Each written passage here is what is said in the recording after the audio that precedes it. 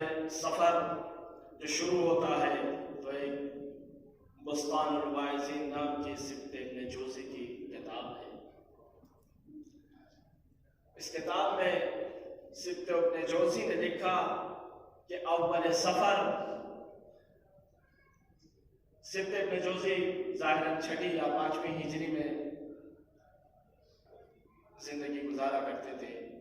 اہل سنت کے بڑے رائٹرز ہیں اور انہوں نے کتابیں بہت سی لکھی ہیں، ان میں ایک یہ بستان الواعظین کے نام سے کتاب ہے۔ اس میں وہ شام کی تاریخ بیان کرتے ہوئے، اہل بیت کا ذکر کرتے ہوئے، قافلے جو کربلا سے جو قافلہ چلا تھا اس کا ذکر کرتے ہوئے یہاں پہنچتے ہیں کہ پہلی سفر ایسی تاریخ ہے جب یہ قافلہ شام میں وارد ہوا، اور اس کے بعد یہ قافلہ جب شام میں وارد ہوا تو اس سے پہلے یزید نے حکم دیا کچھ لوگوں کو، یعنی جس میں شمر ابن ذوالجوشن کا نام سب سے پہلے ہے، کہ دیکھو اگر یہ قافلہ ورود کر جائے شام کے اندر تو اس کے بعد اگر ان میں سے کوئی رونے لگے تو اسے تازیانے ضرور لگانا، اس لیے کہ میں نہیں چاہتا کہ ہماری عید کے اندر کسی کوئی گریہ کرے، کوئی روئے۔ آج ہمارے لیے عید کا دن ہے عزیزو۔ سبط ابن جوزی لکھتے ہیں کہ شاید اگر یہ کہا جائے کہ یہ دوسری عاشور ہے، یعنی 10 محرم کا دن پھر سے پلٹ آیا ہے، تو یہ کم نہیں ہوگا۔ یہ بات بالکل میری صحیح ہوگی کہ یہ 10 محرم کا دن پلٹ آیا۔ یہ 10 محرم کا دن میں کیا تھا؟ لوگ ہل کر رہے تھے، گریہ کرنے والوں پہ تماچے لگائے جا رہے ہیں۔ ارے کل آج کا دن جو پہلی سفر گزری، یہ شام کے اندر اہل بیت کا ورود ہے اور لوگ ہلا کر رہے ہیں، لوگ تالیاں بجا رہے ہیں، لوگ طبل بجا رہے ہیں، اور اہل بیت کا قافلہ جناب زینب، جناب ام کلثوم، امام سجاد کو شام میں وارد کیا جا رہا ہے۔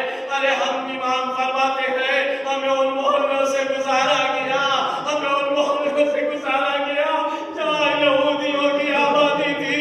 یہ اعلان کیا جا رہا تھا حضرت اللہ، خدا آپ کو کسی کو بشکر سوائے تو حسین کے، یہ اعلان کیا جا رہا تھا کہ یہ وہی ہے جنہوں نے تمہارے آبا و اجداد کو خیبر و خندق میں مارا تھا۔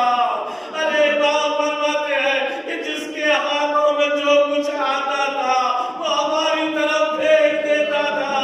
یہ قافلہ یزید کے محل کے سامنے پہنچا۔ سبط ابن جوزی نے لکھا 9 ساعت 9 گھنٹے یہ قافلہ وہیں رکا رہا۔ جناب زینب نے کہا ہے سجاد بیٹا ذرا خبر کھولو یہ کیوں روکا گیا ہے؟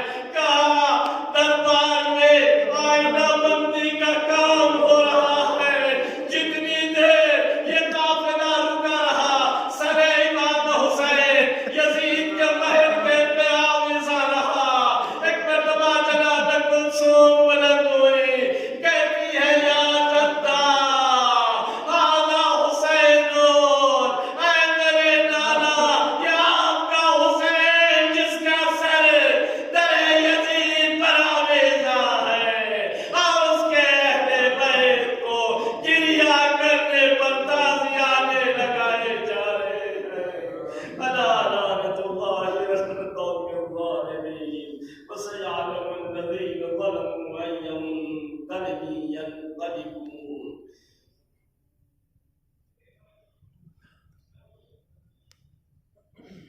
پروردگار تجھ واسطہ ہے محمد وآل محمد کا، ہماری اس قریب سے عبادت کو قبول فرما۔ پروردگار تجھ واسطہ ہے محمد وآل محمد کا، ہم جس مقصد سے اس شہر میں آئے ہوئے ہیں، اور تمام طلاب جو حوزہ علمیہ قم، مشہد اور اس کے بعد نجف، سیریا، لبنان، جہاں بھی طلاب حوزہ علمیہ اور حوزہ علمیہ برقرار ہے، پروردگار ان کی حفاظت فرما، اور طلاب کو دین پر عمل کرنے کی توفیق عطا فرما۔